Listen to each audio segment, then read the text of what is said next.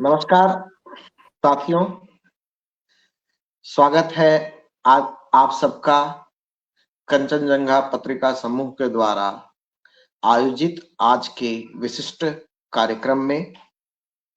आज का दिन अत्यंत महत्वपूर्ण है क्योंकि इसी मई महीने में कंचनजंगा पत्रिका अपने 6 वर्ष की यात्रा समाप्त करने जा रहे हैं। ये 6ठा वर्ष है और इस उपलक्ष्य में पूरे महीने भर कंचनजंगा पत्रिका समूह के द्वारा कार्यक्रम किए जाएंगे, जिसकी सबसे पहली कड़ी के रूप में आज का कार्यक्रम रखा गया है, जिसका शीर्षक है चाय बागान की कविता और कविता में चाय बागान। दोस्तों, यह एक सुखद संयोग ही कहा जाएगा कि आज मई दिवस भी है और बुद्ध पूर्णिमा भी।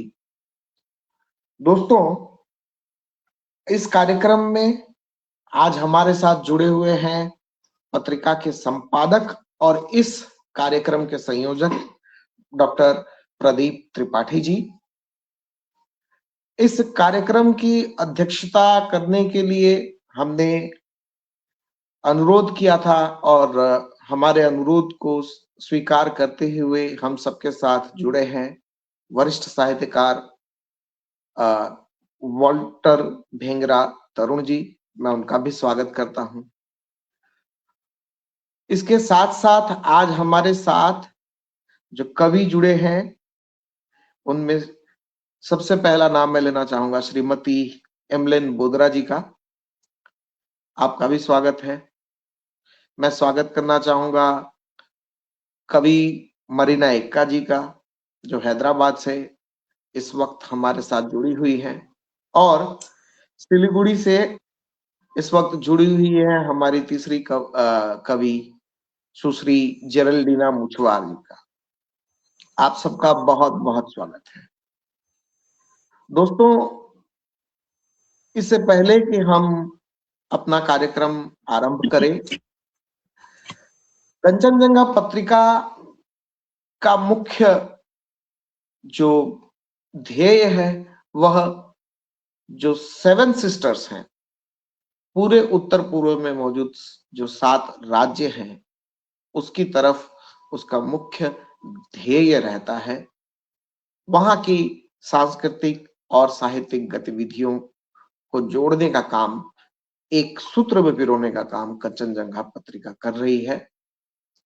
और इस कड़ी में अगर हम सिलीगुड़ी को देखते हैं कि वह इस उत्तर पूर्व का प्रवेश द्वार है, तो यह डुवार्स उसका वह आंगन है जहां से होकर के ही हम उत्तर पूर्व की ओर जा सकते हैं।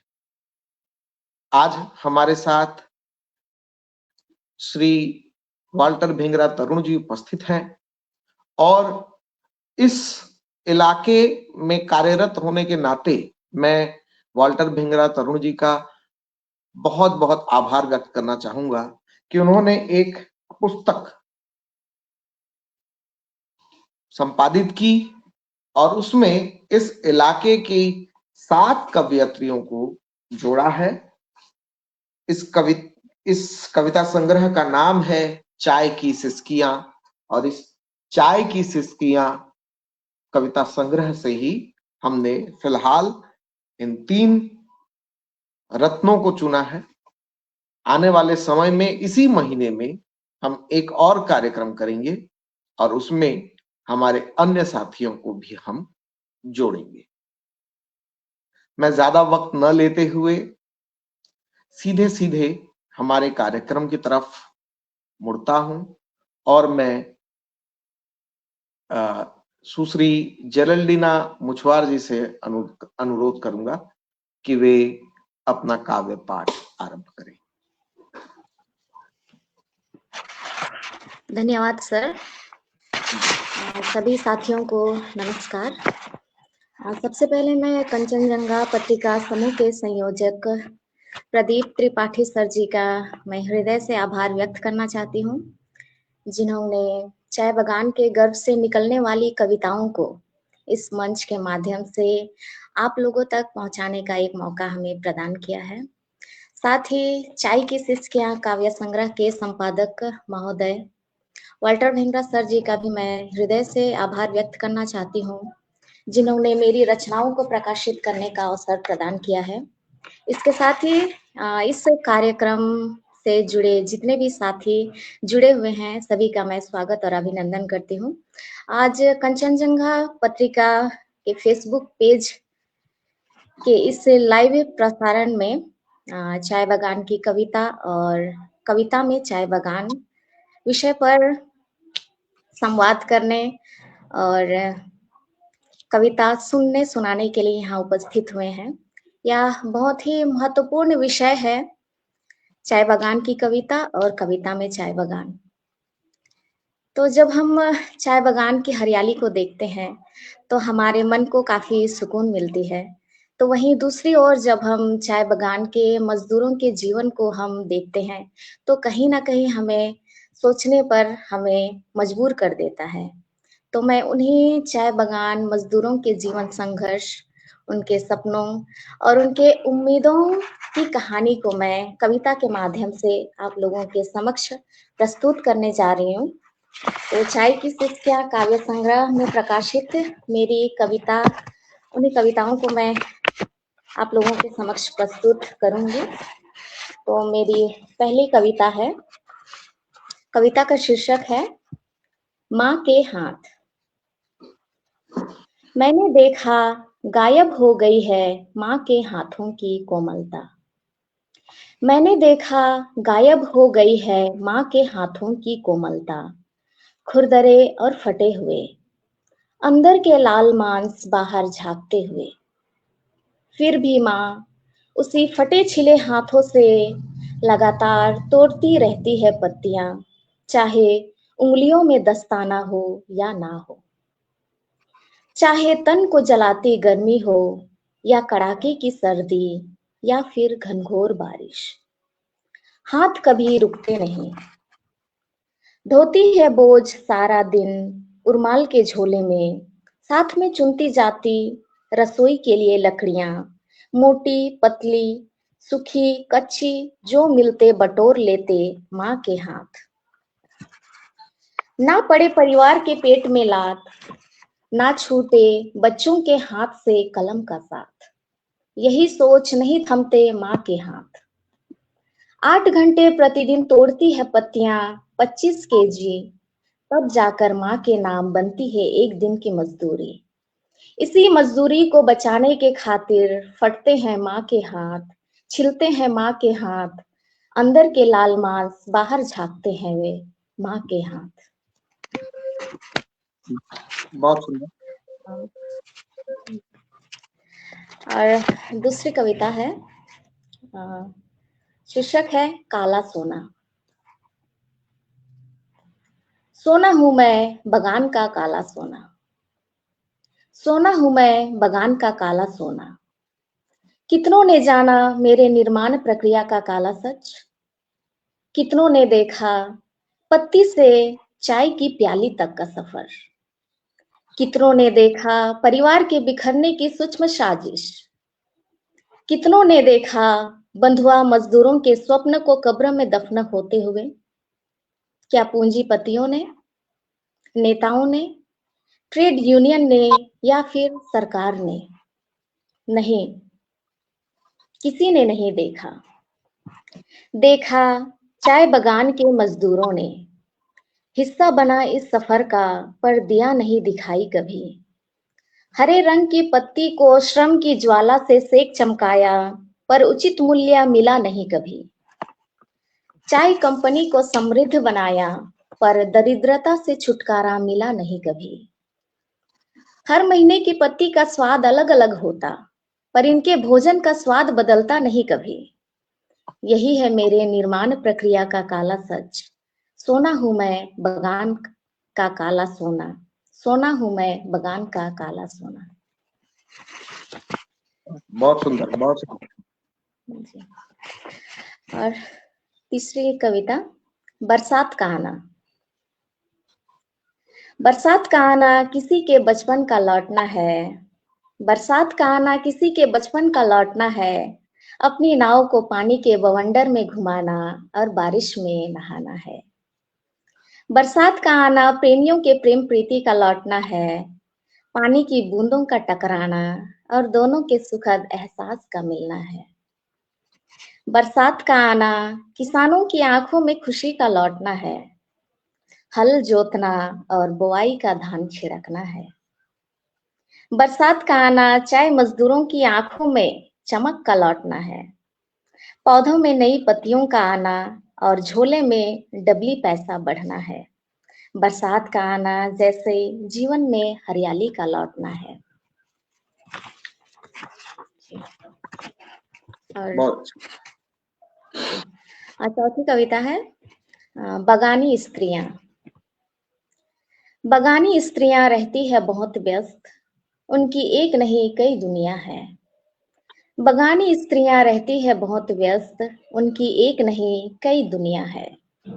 वे जानती है, वे ये स्त्रियां जानती है दुनिया को संजोए रखना। भोर 4 बजे उठती है हर रोज, घर आंगन गौशाला साफ करती, मवेशियों को चारा पानी देती, सुबह दोपहर का खाना साथ पकाती, बच्चे को स्कूल के लिए तैयार करती।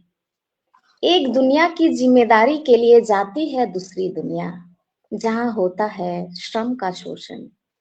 फिर भी खटती है वो तेज बारिश में, चमड़े को झुलसा देने वाली धूप में। डबली भी तोड़ती है बस इसी उम्मीद से कि दुनिया को सजा सके संपूर्णता के साथ। पांचवी कविता है, राजनीति का खेल। इन बूढ़ी आंखों ने कई बसंत देखे, समय के उतार चढ़ाव को नापा, सामाजिक संरचना को बदलते देखा, राजनीति के फैलते जहर का असर देखा। इन बूढ़ी आंखों ने कई बसंत देखे, समय के उतार चढ़ाव को नापा, सामाजिक संरचना को बदलते देखा, राजनीति के फैलते जहर का असर देखा। चाहे वो 2 जोड़ा फूल हो या हो कमल, इसने कभी खुशबू नहीं फैलाई। हाथ के छाप ने किसी को थामा नहीं कभी, हसुआ और मरतुल ने किसानों मजदूरों को हक दिलाया कभी नहीं। और तारा है जो कभी किसी के जीवन में चमका ही नहीं। क्या यही है राजनीति में विकास की परिभाषा? धन्यवाद। बहुत बहुत बहुत बहुत बधाई आपको जयललिता जी। आपकी कविताओं के संबंध में ये कहा जा सकता है कि जैसे अलग अलग समय में चाय की पत्तियों का अलग अलग ऋतुओं में अलग अलग फ्लेवर मिलता है, वैसे ही आपकी हर कविता अपनी दूसरी कविता से बिल्कुल एक अलग फ्लेवर, एक अलग स्वाद पाठकों को देती है।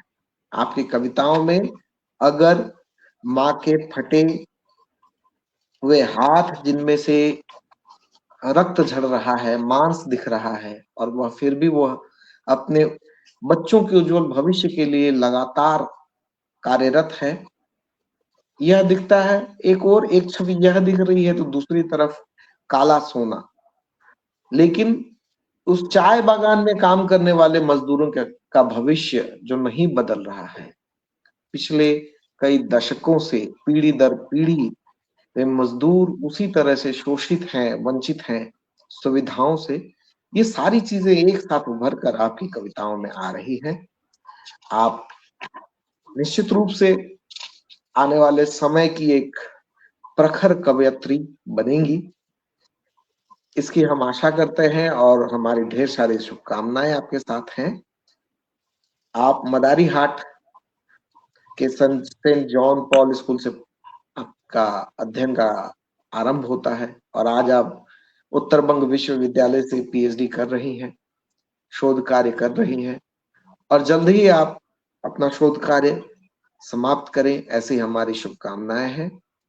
इन्हीं शुभकामनाओं के साथ हम अब अपने अगले कवि की ओर बढ़ेंगे। तो मैं आमंत्रित करता हूं सुश्री मरीना एक्का जी को कि वे अपनी कविताओं के साथ हम सबके सम्मुख जो उपस्थित हुई हैं, अब हमारे पाठकों के पास भी अपनी कविताओं को प्रेषित करें।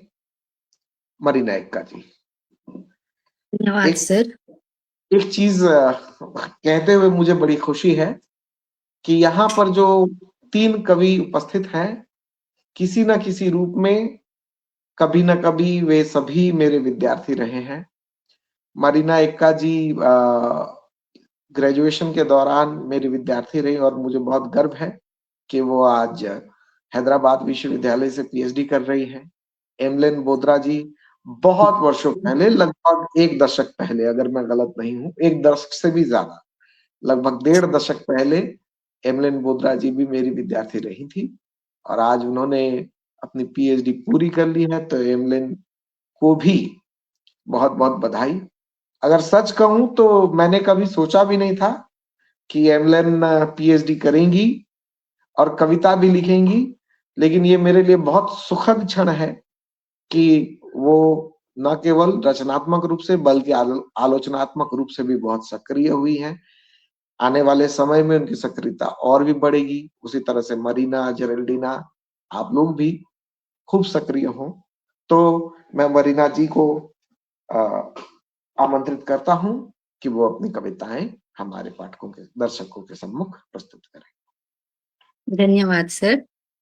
कार्यक्रम के संयोजक डॉक्टर प्रदीप त्रिपाठी जी, सूत्रधार विनय कुमार पाटिल, कार्यक्रम की अध्यक्षता कर रहे वल्टर भेंगरा तरुण सर को तथा यहाँ उपस्थित सभी लोगों को जोहार।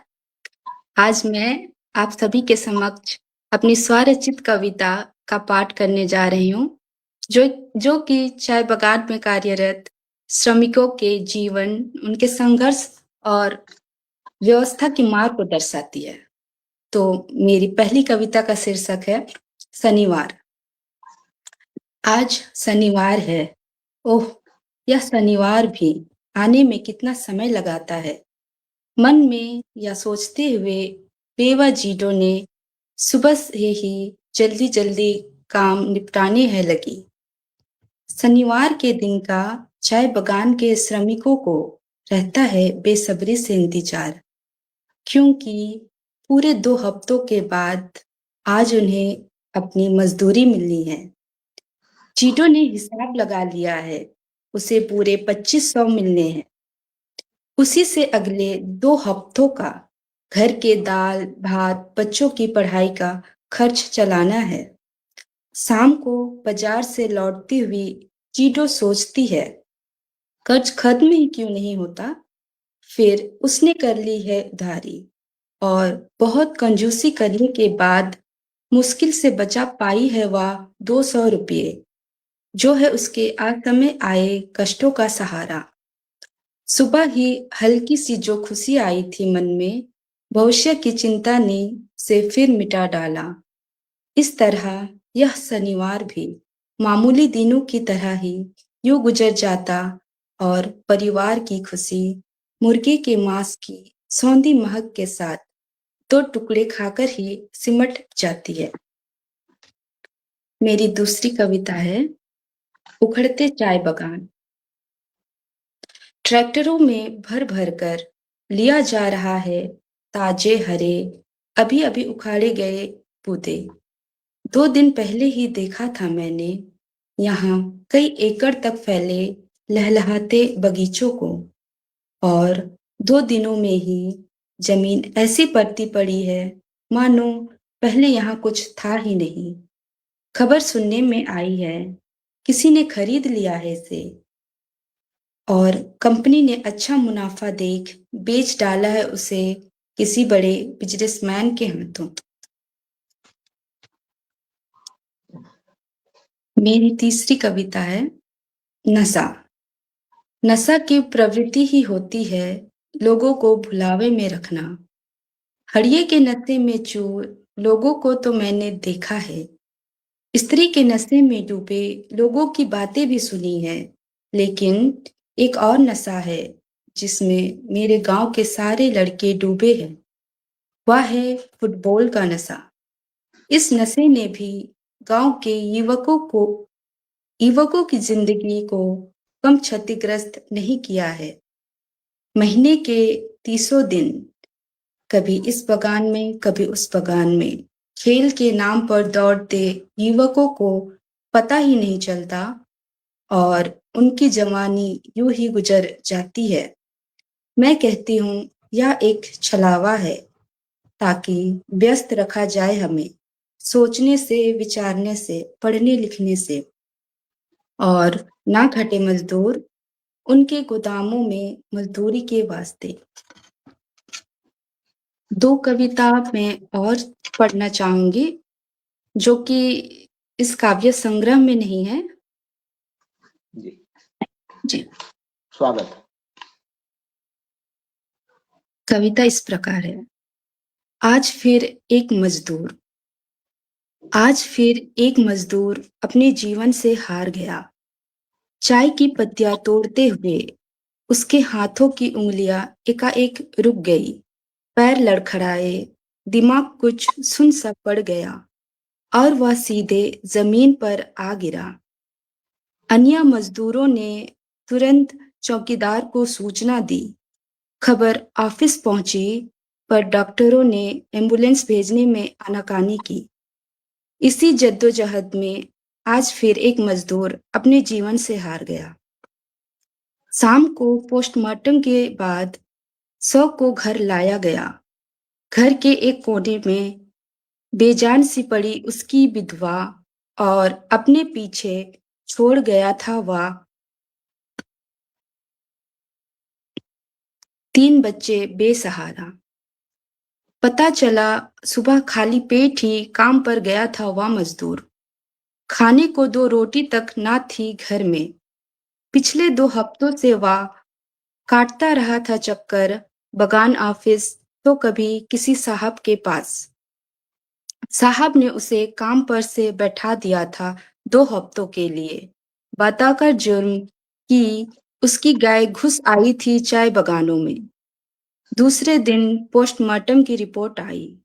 व्यक्ति की मृत्यु का कारण लो प्रेशर बताया गया। ज्यादा समय भूखे रहने और तनाव के कारण व्यक्ति की मृत्यु हो गई। इस तरह आज फिर एक मजदूर अपने जीवन से हार गया। मैं अपनी अंतिम कविता कह के अपनी बात समाप्त करूंगी। चाय बगान की स्त्रियां हड्डियों की ढांचा से प्रतीत होती इनकी देह, जाने इतनी ताकत कहाँ से लाती है। आगे छाती से चिपकाए 1 साल का बच्चा और पीछे पीठ पर पत्तियों का बोझ। सर के ऊपर सख्त से छाते को टिकाए, कमर पर प्लास्टिक का तिरपल ओढ़े, बुदाओं के बीच सावधानी से चलती ये स्त्रियां सुबह से शाम तक गलाती अपनी देह। 200 रुपये पाने की खातिर, अपने बच्चों का पेट भरने की खातिर। मशीनों से भी तेज चलती इनकी उंगलियां, फट कर चाय के गद में रची उंगलियां बखानती है इनके मेहनती होने का किस्सा। धन्यवाद सर। बहुत बहुत धन्यवाद और बहुत बहुत बधाई आपको।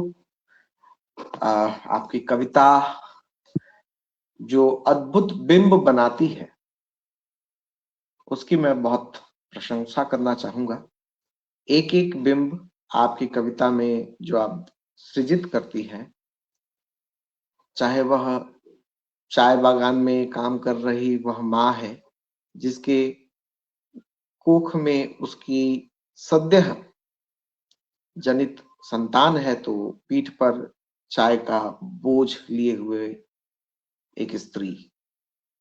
ये जो बिंब है ये हमारे लिए बहुत चिर परिचित बिंब है, लेकिन जिन्होंने नहीं देखा है उनके लिए भी इसकी कल्पना कर पाना बड़ा आसान हो जाता है। तो इसके लिए मैं आपकी बहुत प्रशंसा करता हूं और आपको बहुत बहुत बधाई देता हूं। अब मैं आमंत्रित करता हूं हमारे आज की तीसरी कवि या श्रीमती, और डॉक्टर कहना अब गलत नहीं होगा, बोधरा। सबसे पहले तो कंचनजंगा बहुत बहुत बधाई। पीएचडी जो है वह अवार्ड हुई है, तो इसके लिए आपको बहुत बहुत बधाई। कूच बिहार पंचानन वर्मा विश्वविद्यालय से आपने पीएचडी की है, और इससे पहले आप मेरे ख्याल से संभवतः 2010-11 के बैच में थी, है ना एमलिन? स्नातकोत्तर में आप 2012 के बैच थी सर। 2012 में आपने पास किया, ठीक ही है, मेरा कैलकुलेशन सही। 12 में आप करने के लिए में उत्तर बंग विश्वविद्यालय 2012 में मेरा कंप्लीट हुआ था सर एमए। हाँ वही 10-11-12 जी सर। जी सर। तो मैं लेते हुए एमएलटी सर में कविताएं हम दर्शकों के लिए धन्यवाद सर। सर सबसे पहले जानना चाहती हूँ कि क्या मेरी आवाज सही रूप से आ रही है, क्योंकि मुझे आवाज थोड़ा कट कर के सुनाई पड़ रहा था, तो इसीलिए पूछ रही हूँ।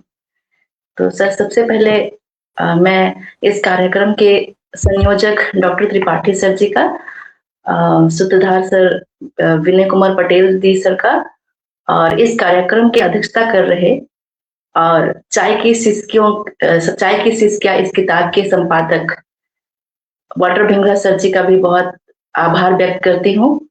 और यह अवसर हमें मिला है, इसके लिए भी आप सबका आभार व्यक्त करती हूँ।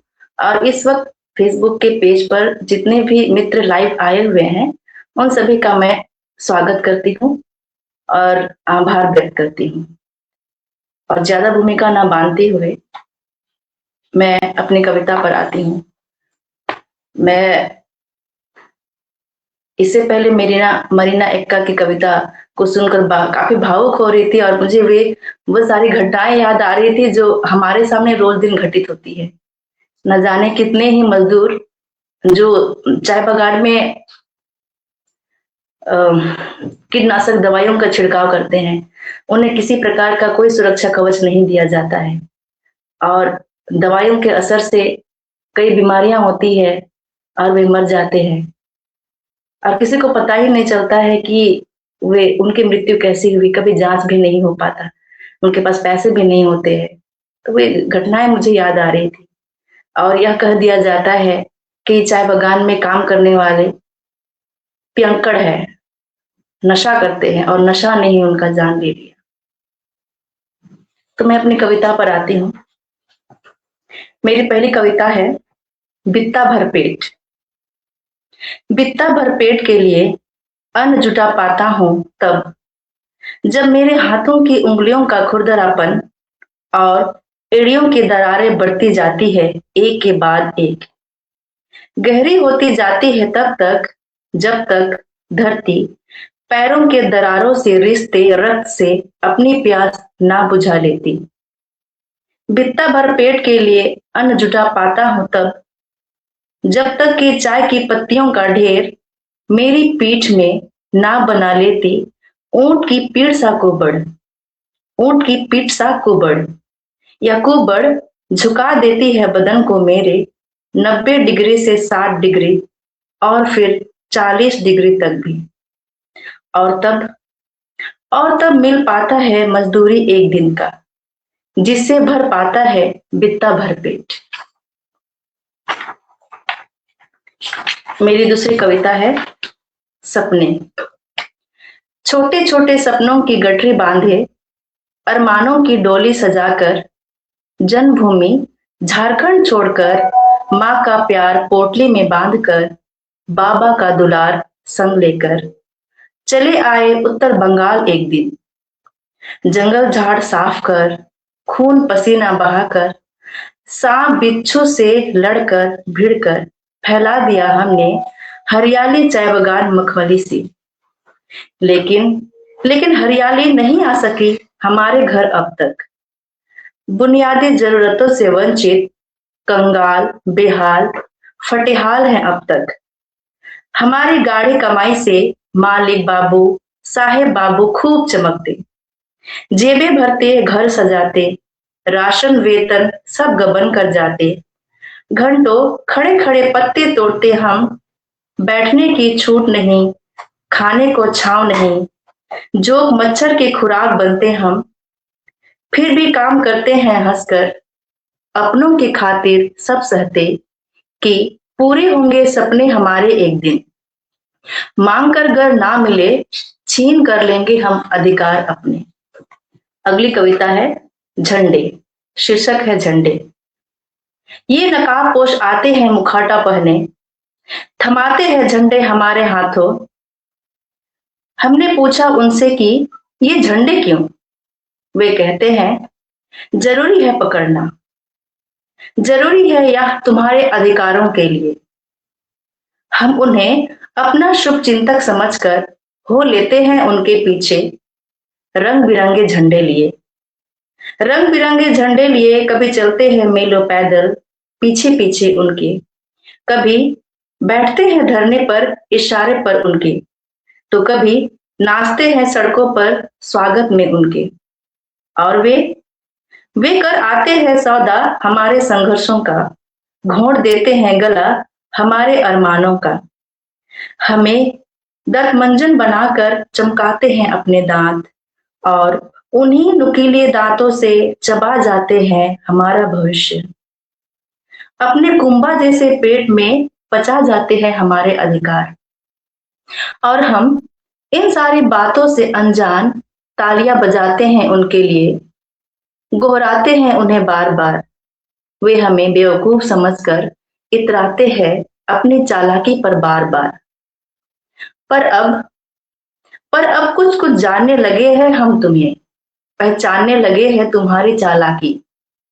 जिन हाथों ने कभी चाय की पत्तियां नहीं तोड़ी, 8 घंटे खड़े रहकर और चलकर मीलों, जिनके कंधों ने नहीं ढोया कच्ची पत्तियों का वजन कभी, एक दिन की खुराक के लिए भी नहीं किया हो संघर्ष कभी, उजड़ने का दर्द नहीं जाना कभी जिन्होंने, वे क्या लड़ेंगे हमारे लिए? इसीलिए साथी, अब तुम्हें ही लड़ने होंगे अपने लिए, उठाने होंगे जोखिम अपने अस्तित्व की रक्षा के लिए, लिखना होगा नया इतिहास तुम्हें।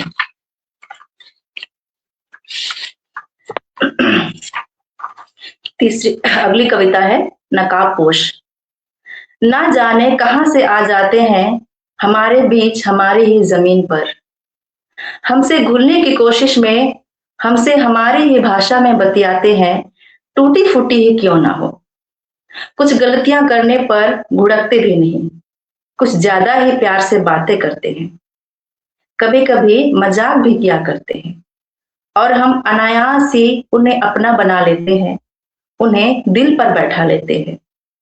लेकिन वे ना जाने कहां से मीठी छुरी बनने का हुनर सीख कर आते हैं, हमारे बीच रहकर ना जाने कब से हमारी मेहनती काया से रक्त, मांस, अस्थि, मज्जा, यहाँ तक कि प्राण वायु भी खींचते रहते हैं आहिस्ता आहिस्ता, और हमें पता ही नहीं चलता, हम उनके ही गुण गाते रहते हैं।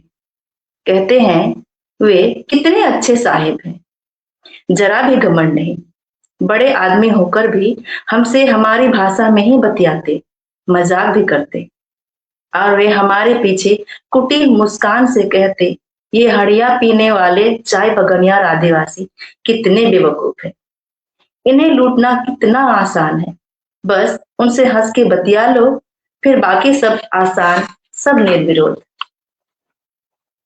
अगली कविता है जिसका शीर्षक है जहरीला पानी। पानी जीवन है, लेकिन ओ दादा, तुमने उस पानी को बोतलों में बंद करके क्यों बना दिया जहरीला? भट्टियों में उबाल उबाल कर क्यों बना दिया जानलेवा? देखो ना दादा, तुम्हारे उस बोतल बंद जहरीला पानी से कर्मी और बालकू कहलाने लगे हैं मतवार। ओ दादा, देखो ना, गांव में विधवा आयोग की संख्या बढ़ रही है लगातार। सोमरा, फगनी, बाहा, राकेश सब हो गए हैं टूअर। याकूब का आबा भी कल दम तोड़ दिया, पेट फूल गया था उसका छाती के ऊपर तक।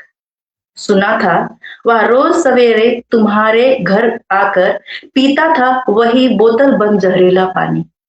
ओ दादा, क्या तुम नहीं बंद कर सकते यह धंधा? जहरीला पानी बेचकर कैसे आती है तुम्हें नींद? टूअर बच्चों का बिलखना क्या सच में तुम्हें सुनाई नहीं देता? बोलो ना दादा, बोलो ना।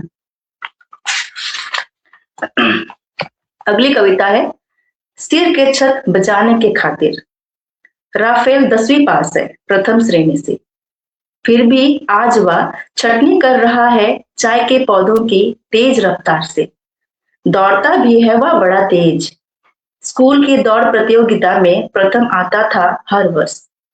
आबा से कहा था वह, पढ़ लिख कर एक बड़ा आदमी बनेगा, नाम रोशन करेगा फुटबॉलर बनकर।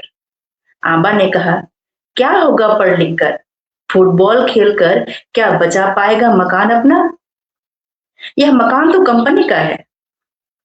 अगर नहीं करोगे चाय बगान में मजदूरी, छीन लेगी कंपनी हमारा मकान। तो क्या हुआ, रहती आई है पीढ़ियां हमारी 150 सालों से। आबाद किया तराई डुवर्स की धरती को पुरखों ने हमारे। फिर भी नहीं है मकान पर अधिकार हमारा। इसीलिए बचाने के खातिर मकान अपना जरूरी है मजदूरी करना चाय बगान में। और तब से पढ़ाई छोड़कर राफेल कर रहा है मजदूरी चाय बगान में। अपने सपनों को दफन करने को हो गया है मजबूर। अगली कविता है ओ संगी। ओ संगी मेरे, क्यों हो तुम इतने बेबस? क्यों सहते हो अत्याचार चुपचाप? क्यों करते हो गुलामी पीढ़ी दर पीढ़ी तुम? और कब तक करोगे काम बनकर बंधुआ मजदूर तुम? काया तेरी हो गई है जर्जर, खून भी हो रहा है पानी। सदियां बीत गई खटते खटते, नहीं है एक बित्ता जमीन तेरे नाम। कब तक रहोगे जिन शीर्ण खोपले घरों में तुम? क्यों सहते हो चुपचाप सब कुछ? कहाँ खो गई है आवाज तुम्हारी जो गूंजती थी चारों दिशा करम सरहुल के गीतों से और कपाती थी अखड़ा को? भूल गए हो क्या खुद को तुम? तुमने ही तो, हाँ संगी, तुमने ही तो सजाया है इस धरती को हरे भरे चाय बगानों से। चट्टान रूपी धरती को भी तुमने ही तो बनाया है स्वर्ग जैसा सुंदर। है बुझा में दम तुम्हारे सृष्टि नया रचने की संगी।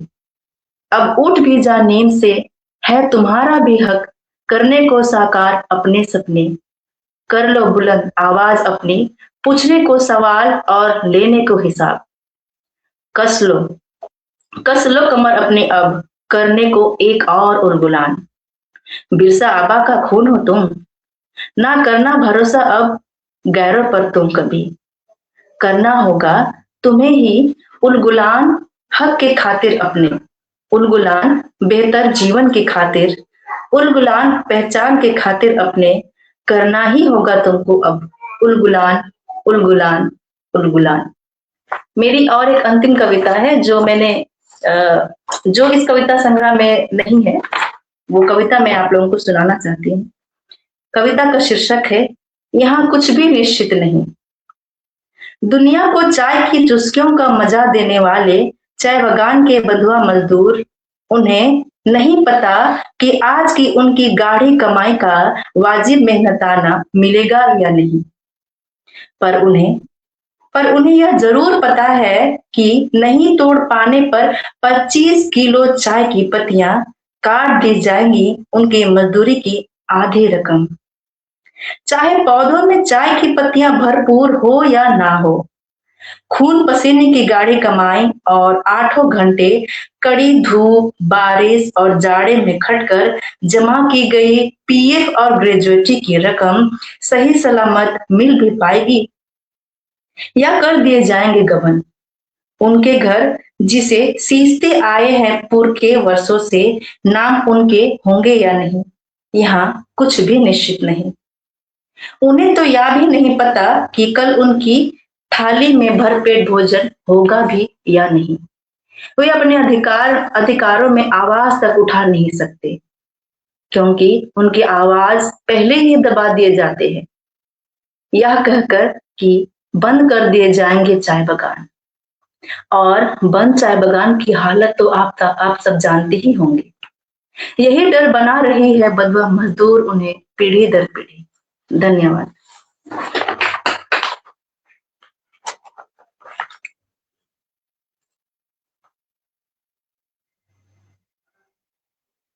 आवाज नहीं आ रही। हाँ, म्यूट हो जा रहा है। हाँ हाँ, अमला जी, आपकी कविताओं में जो चाय बागान की वास्तविक परिस्थितियां हैं उसका एक, जिसे कहें कि चेहरा हमारे सामने आकर उभरता है। चाहे वह अभाव में रह रहे चाय बागान के मजदूर हों या अपने सपनों को तिलांजलि देकर मजदूर बनने की जो मजबूरी है, आज 3-4 पीढ़ियों से वे आदिवासी समुदाय के लोग जो यहाँ आकर बसे हैं, लेकिन न जमीन का, न जंगल का, न पानी का हक है उनके पास। तो ये जो समस्याएं हैं ये सब उभर करके आपकी कविताओं में आई है। मैं चाहूंगा कि 5 मिनट का समय लेते हुए मैं एमलन से एक अनुरोध करना चाहूंगा। प्रदीप जी, हमारे पास 5 मिनट का एक्स्ट्रा समय होगा शायद, वो इसलिए कि एमलन सादरी भाषा में भी लिखती है। बिल्कुल बिल्कुल। हाँ, तो मैं चाहूंगा कि यदि आसपास में उनके पास सादरी भाषा में लिखी हुई उनकी कविता हो तो वो प्रस्तुत कर सके तो हमें बड़ी खुशी होती।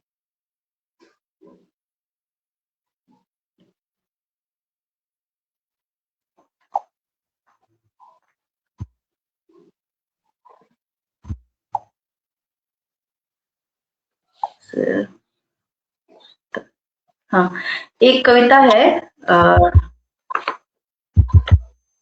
जिसका शीर्षक है सातकेर सिटी। सातकर सिटी। हमारे चाय बागान में जो चाय बागान के मजदूर हैं उनके लिए सिटी कितना महत्वपूर्ण है। उनका जीवन सिटी से शुरू होता है और सिटी से ही खत्म होता है, इस प्रकार की है स्थिति। तो वो कविता है सातकेर सिटी।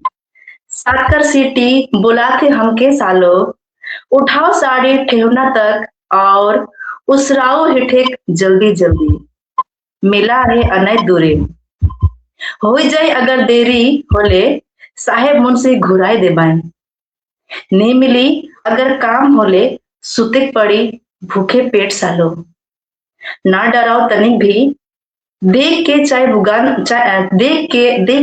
बुदा तरे कर अंधार, देख साफ बिच्छू भी देवत है तो के रास्ता, मच्छर और जोग चलत है संगे संगे तोर, देख कैसन बगुला पड़की और मैना झूमर खिलात है हरियर चाय पतई संगे, टप टिप टपर टपर सलाय सलाय, हरियर चाय बगान संगे हवा भी गवा थे तोरे श्रम कर गीत, चेरे बेरे करत चरई चिरगुन और झिंगुर मिला थे ताल में ताल, बूढ़ा बंदर कनखी नजर से हुलई खुलई देखा थे हरियार डायर के पीछे से तो के, तनी हाथ भी चलाऊ गोदाम के मशीन लिखे सालो, पुगाई पड़ी ठिका पतई 24 किलो के, नी पुगी ठिका होले पाबे आधा हजिरी, तोरबे बगरा पताई होले पाबे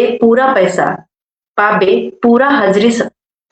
पूरा हजरी होले खाबे दाल भात घरे। धन्यवाद।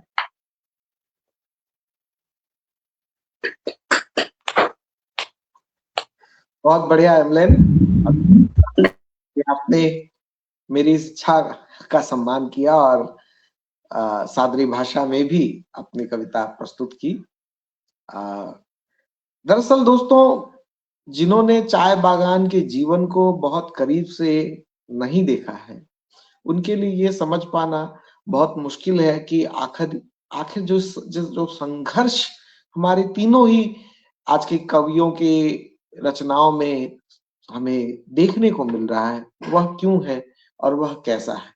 मैं अपना केवल एक छोटा सा अनुभव, ऐसे बहुत सारे अनुभव हैं, लेकिन एक छोटा सा अनुभव आप सबके साथ साझा कर रहा हूँ कि बानरहाट में एक चाय बागान में मैं मेरे एक मित्र के यहाँ पर गया।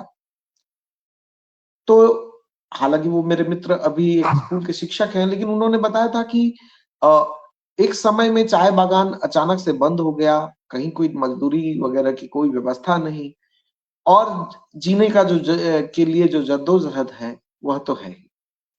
तो दिन में वे पत्तियां तोड़ करके घर में लेकर आते थे और पूरी रात हाथ से रगड़ रगड़ कर चाय पत्तियां बनाते थे और अगली सुबह बेचने के लिए बाजार में जाया करते थे।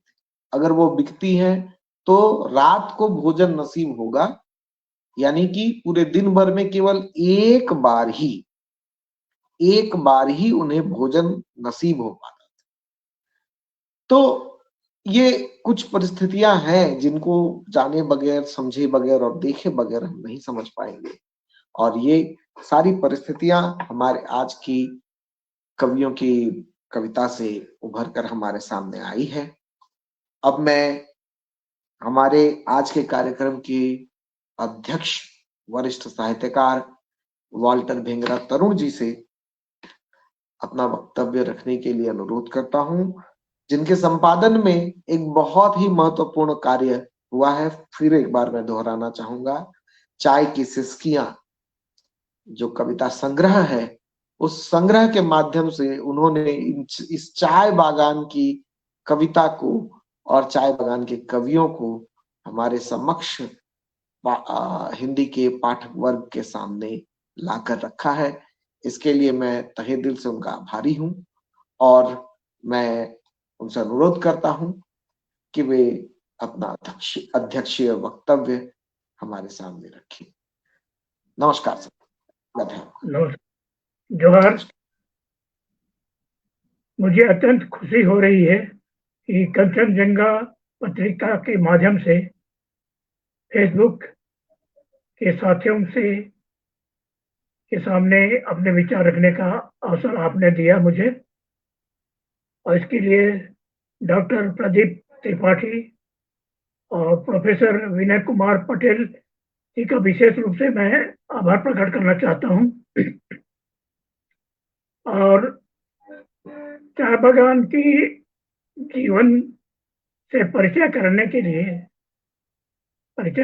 लिए विशेष आभार मैं एमएलएन मुद्रा को देना चाहता हूं कि उनके आमंत्रण पर 4 साल पूर्व मुझे डुआर्स के चाय बागानों के आदिवासी जनजीवन को निकट से देखने का अवसर मुझे मिला।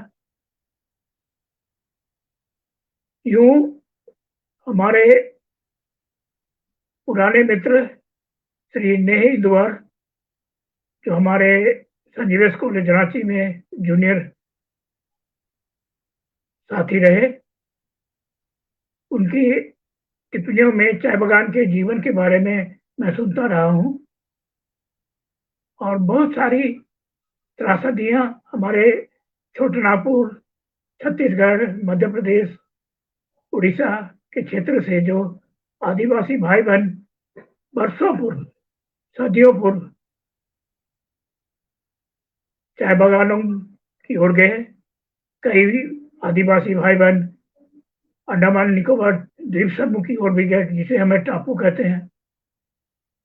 विशेषकर इन 2 जगहों में हमारे छोटापुर के आदिवासी भाई बहन जाकर वर्षों पहले, सदियों पहले, 150 वर्षों से पूर्व वहां पहुंचे, और यह त्रासदी देखने में बहुत अत्यंत दुखमय है कि वहां के आदिवासी किस तरह से घोर संकट से गुजर रहे हैं। पूरे भारत में जहां न्यूनतम मजदूरी मिल रही है, वहां के मजदूरों को इतने वर्षों के बाद भी न्यूनतम मजदूरी भी नहीं मिलती है। जैसे हमारे कविताओं में, हमारे कवि की कविताओं, जो हमारी बहनें वहाँ कविताएं लिख रही हैं, मुझे बहुत प्रसन्नता हुई कि मेरे अनुरोध पर 7 कवि कवित्रियां उन्होंने मुझे सहयोग दिया अपनी कविताएं भेजने में, और जिन्हें संपादित कर मुझे पुस्तक आकार देने में जो अवसर प्रदान किया उसके लिए मैं विशेष आभारी हूँ। और इसके माध्यम से जो चाय की सिसकियां कविता संग्रह चाय बागान के जीवन पर आधारित है, मुझे विश्व भर के हिंदी प्रेमियों के समक्ष चाय बागान के जीवन, वहाँ रह रहे आदिवासी या चाय श्रमिक हैं, उनके जीवन को विश्व के पटल पर सामने लाने का अवसर मुझे प्रदान किया गया। यह खुशी की बात है कि इस पुस्तक को कई शोधार्थियों ने हाथों हाथ लिया। केरल यूनिवर्सिटी और तेजपुर विश्वविद्यालय और इसके साथ ही स्वीडन के विश्वविद्यालय जो हिंदी भारतीय भाषा विभाग के छात्रों ने भी इस पुस्तक को अपने शोध का विषय बनाया हुआ है। अभी अभी डॉक्टर सुमन ने भी सूचना दी है कि वहाँ के शोधार्थी भी इस पुस्तक पर शोध करना चाहते हैं। इस तरह से मुझे प्रसन्नता हुई कि हिंदी भाषी बुद्धिजीवियों ने इस कविता संग्रह को हाथों हाथ लिया है। इस पुस्तक में प्रस्तुत कविताएं, जो जितनी भी कवित्रियां हैं, जब उनकी कविताओं को आप ध्यान से देखें तो देखेंगे वो मातृपक्ष को उन्होंने बहुत गंभीरता से प्रस्तुत करने की कोशिश की है। इसलिए जो हमारे आदिवासी समाज में जो महिलाओं का जो स्थान है, बराबरी का स्थान है, इसके बावजूद चाय बागानों में महिलाओं की जो माताएं हैं, उनका स्थान बहुत ही श्रेष्ठ है, बहुत ऊंचा है। इसका प्रभाव हमारी कवित्रियों की रचनाओं पर, कृतियों पर स्पष्ट दिखाई देता है। जहां हमारे पुरुष भाई हैं, पिता समूह है, भाई समूह है, उनका बहुत कम उल्लेख है। या तो वे शराबी के रूप में दिखाई देते हैं या फुटबॉल खिलाड़ियों के रूप में दिखाई देते हैं, लेकिन परिवार की कितनी चिंता है वह उतना दिखाई नहीं देता है। जबकि इन आदिवासी युवा कवित्रियों ने प्रमुखता से, प्रखरता से माताओं के जीवन को निकटता से महसूस करते हैं, अपनी कृतियों में संजोया है। यह जानकर बहुत खुशी हो रही है कि इनकी रचनाशीलता अभी भी जारी है, और मुझे उम्मीद है कि वे आगे भी इस तरह की रचनाएं करते रहेंगे। और इस संग्रह में और अन्य कवित्रियां हैं, उन्हें भी हमें इस मंच के माध्यम से सुनने का अवसर मिलेगा। और जो वहाँ की संपर्क भाषा है, नागपुरी सादरी बोलते हैं जिसे हमें, वहाँ मुंडा, उरांव, हो, खड़िया, संताली सभी तरह के आदिवासी भाई बहन रहते हैं, लेकिन उनके का जो आपसी विचार विमर्श होता है अधिकांश सादरी भाषा में होता है, और उस भाषा के माध्यम से भी रचनाएं हो रही हैं और उन्हें पाठकों के समक्ष लाने का प्रयास करना चाहिए। मेरा हमेशा से यह प्रयास रहा है कि युवा लेखक लेखिकाओं को और विशेषकर आदिवासी पिछड़े वर्ग के रचनाकारों को प्रोत्साहन देने की आवश्यकता है, क्योंकि बड़े प्रकाशक इनकी ओर देखते तक नहीं है। मुझे यह अवसर प्राप्त हुआ कि इनकी कृतियों को चाय की सिसकियां के माध्यम से और झारखंड एक्सप्रेस प्रकाशन के द्वारा इस पुस्तक को प्रकाशित करने के लिए मुझे अवसर मिला है, तो मैं सभी का आभार प्रकट करना चाहता हूं। और आज हम जब विश्व मजदूर दिवस मना रहे हैं, तो आज का यह कार्यक्रम मुझे अपनी ओर से चाय श्रमिकों और विशेषकर आदिवासी चाय श्रमिकों को समर्पित करने की हार्दिक इच्छा है। तो अंत में मैं कंचनजंगा पत्रिका और उसके संयोजक डॉक्टर त्रिपाठी, डॉक्टर अभिनय पटेल और इस कार्यक्रम में अपनी कविता पाठ करने के लिए एलेना मुचवार, मरीना एक्का और इमलिन बोदरा के प्रति मैं आभार प्रकट करना चाहता हूं और सभी को धन्यवाद देना चाहता हूं। आशा है कि आगे भी इस तरह हमें अवसर मिलता रहेगा ताकि छात्र श्रमिकों को विशेषकर उनकी समस्याओं को, उनके जीवन शैली को आम पाठकों के बीच में प्रस्तुत करने का हमें अवसर मिलता रहेगा। पुनः धन्यवाद। जोहार।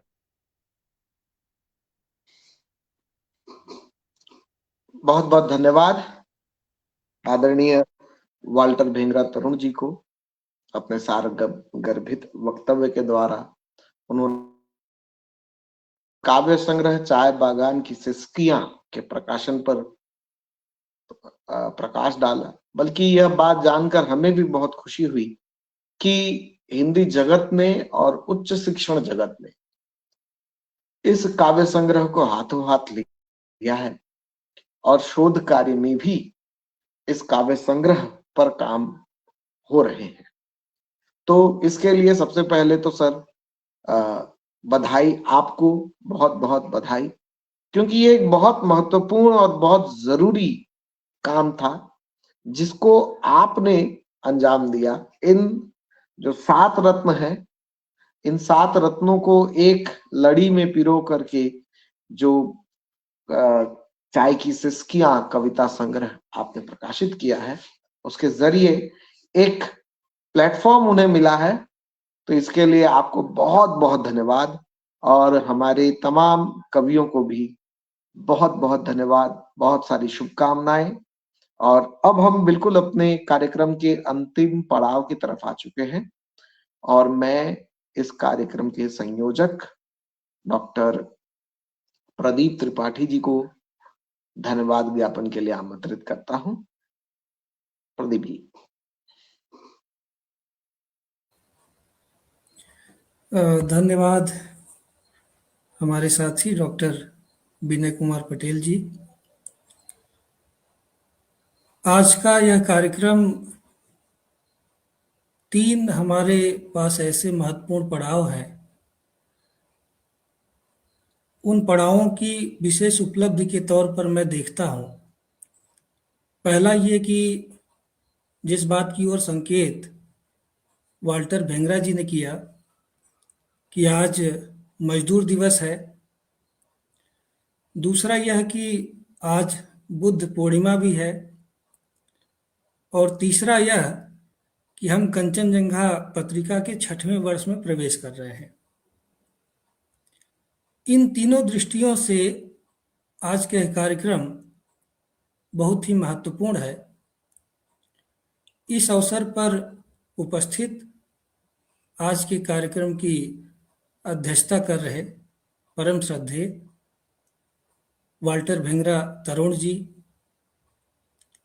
हमारे मध्य हमारे समय की 3 महत्वपूर्ण कवित्रियां उपस्थित हैं, जिनमें एमलिन बोदरा जी, जेरेल्डिना मुचवार जी, मरीना एक्का जी और आज के कार्यक्रम के जो हमारे सूत्रधार हैं, और साथ ही इस कार्यक्रम का संयोजन भी उन्हीं के द्वारा किया गया है, ऐसे हमारे अभिन्न साथी डॉक्टर विनय कुमार पटेल जी। मैं आप सबके प्रति हार्दिक आभार प्रकट करता हूं। मुझे इस बात की हार्दिक प्रसन्नता है कि कंचनजंगा पत्रिका के 6वें वर्ष में प्रवेश करने के साथ ही यह हमारा पहला आयोजन है और इसकी शुरुआत इतनी बेहतरीन ढंग से हो रही है। आज के अध्यक्षीय वक्तव्य को सुन करके और हमारी जो 3 प्रमुख कवित्रियां हैं उनकी कविताओं को सुन करके मैं इस पटल से यह बहुत ही सुखद अनुभूति के साथ कहना चाहता हूं कि यह मई का महीना और आने वाला जो हमारा महीना होगा वह हम चाय बागानों पर केंद्रित कविताओं और उस पर परिचर्चा पर केंद्रित करने की कोशिश करेंगे। जिस तरीके से आज कविताएं पढ़ी गई, निश्चित रूप से उसके केंद्र में 2 महत्वपूर्ण, मैं कहूँगा 3 महत्वपूर्ण पड़ाव मैं देखता हूँ। पहला, हमारे बीच हाल ही में एक महत्वपूर्ण कविता संग्रह चाय की सिसकियाँ, जिसका संपादन हमारे समय के महत्वपूर्ण वरिष्ठ साहित्यकार वाल्टर भेंगरा जी द्वारा किया गया, और दूसरा, इस कार्यक्रम के संयोजन में जिनकी महत्वपूर्ण भूमिका रही विनय कुमार पटेल जी। मैं आप दोनों के प्रति बहुत ही हृदय से आभार प्रकट करना चाहता हूं। यह कार्यक्रम, मुझे लगता है, जब हम कविताओं को सुन रहे थे तो हमने समय 10 मिनट का निर्धारित किया था प्रत्येक कवि के लिए, लेकिन सुनने के बाद ऐसा महसूस हो रहा था कि किसी को भी रोका न जाए, न टोका जाए, बल्कि एक कवि को 1 घंटे का समय दिया जाना चाहिए। ये इस तरीके की कविताएं हैं, इन कविताओं में इस तरीके का सौंदर्य बोध है। जिस तरह से कविताएं पढ़ी गई,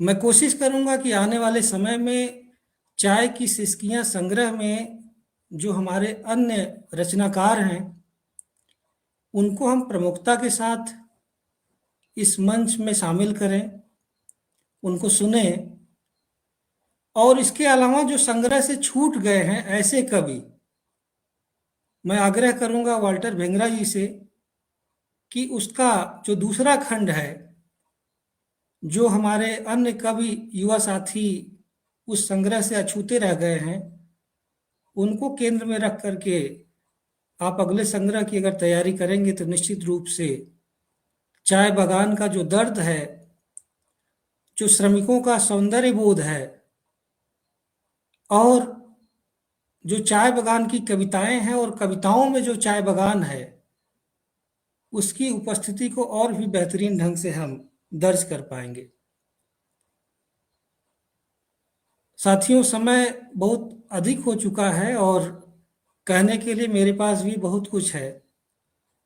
फिर भी चूंकि धन्यवाद ज्ञापन की अपनी एक सीमा है, तो आज के कार्यक्रम की अध्यक्षता कर रहे मैं वाल्टर भेंगरा जी के प्रति कंचनजंघा पत्रिका समूह की ओर से मैं हार्दिक धन्यवाद देना चाहता हूं कि आपने अपने व्यस्ततम समय में से कुछ हिस्सा हमारे लिए दिया।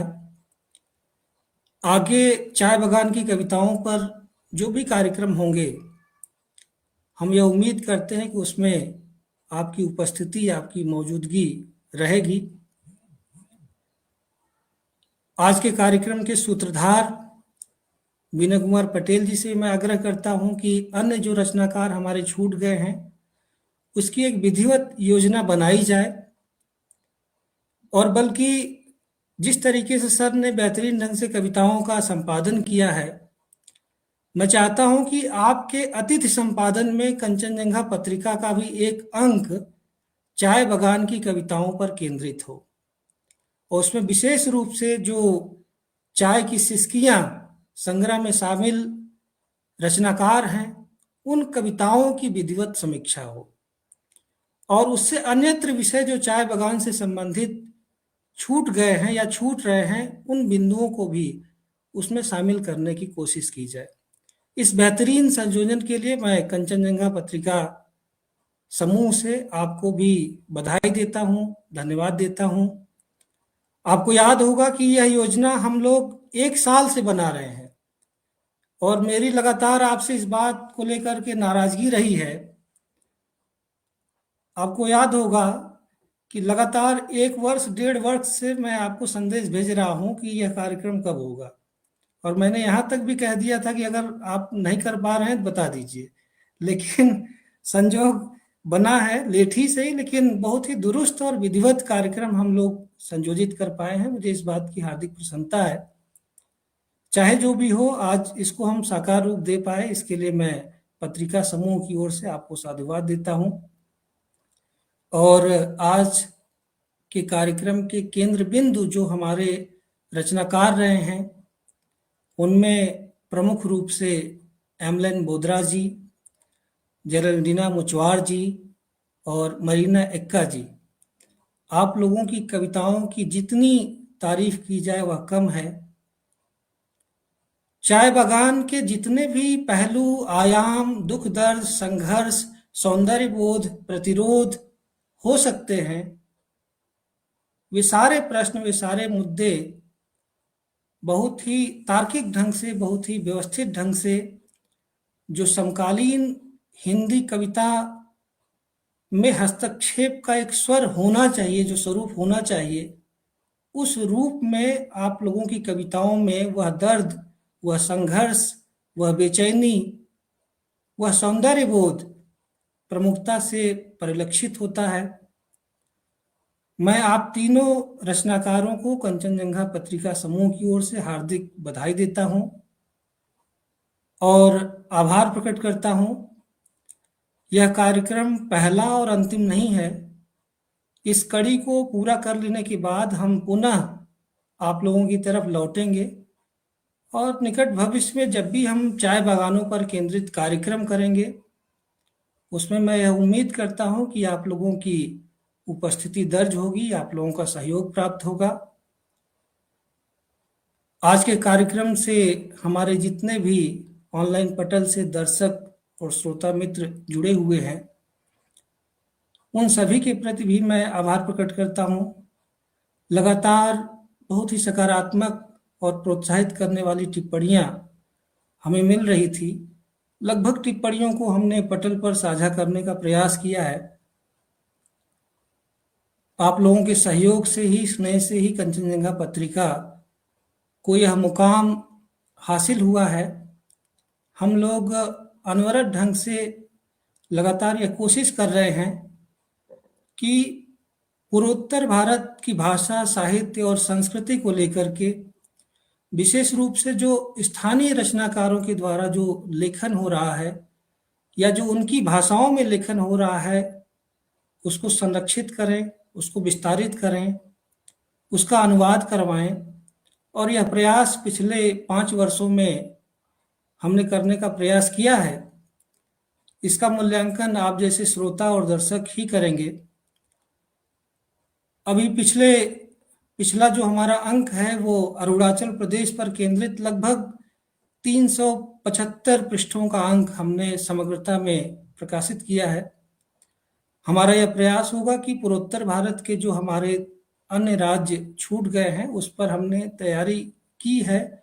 जल्द ही अलग अलग राज्यों पर केंद्रित भी हम अंक लाने का प्रयास करेंगे और हमें विश्वास है कि जो स्नेह और जो विश्वास, जो साथ आप लोगों का अब तक मिला है, वह आने वाले समय में भी यूं ही बना रहेगा। और जल्द ही हमारी कोशिश यह है कि अभी विश्व चाय दिवस आने वाला है और विश्व चाय दिवस के उपलक्ष्य में हम लोग दूसरा कार्यक्रम करेंगे। और आज की कविताओं को सुनने के बाद मुझे लगता है कि 2 कार्यक्रम से भी विनय सर बात नहीं बनेगी। इस पर और भी कार्यक्रम हमें करने होंगे। तो मैं यह जिम्मेदारी आपको देता हूं कि यह चाय बागानों की कविताएं और चाय श्रमिकों के जो दुख दर्द हैं, साहित्य में जिस रूप में आए हैं, उसको हम अधिकतम दृढ़ता के साथ, प्रतिबद्धता के साथ इस पटल से हम लोगों तक पहुंचाएं और इसके सूत्रधार की भूमिका में आप ही रहेंगे। मैं आशा ही नहीं पूर्ण विश्वास करता हूं और दिलाता हूं दर्शकों को भी कि आने वाले समय में चाय बागानों के जो छुए अनछुए पहलू हैं उस पर केंद्रित कुछ और प्रमुख कार्यक्रमों के साथ हम उपस्थित होंगे। एक बार पुनः मैं आप सभी के प्रति हार्दिक आभार प्रकट करता हूं, अपने दर्शकों के प्रति हार्दिक आभार प्रकट करता हूं। आप सबको पुनः धन्यवाद। नमस्कार, शुभ रात्रि।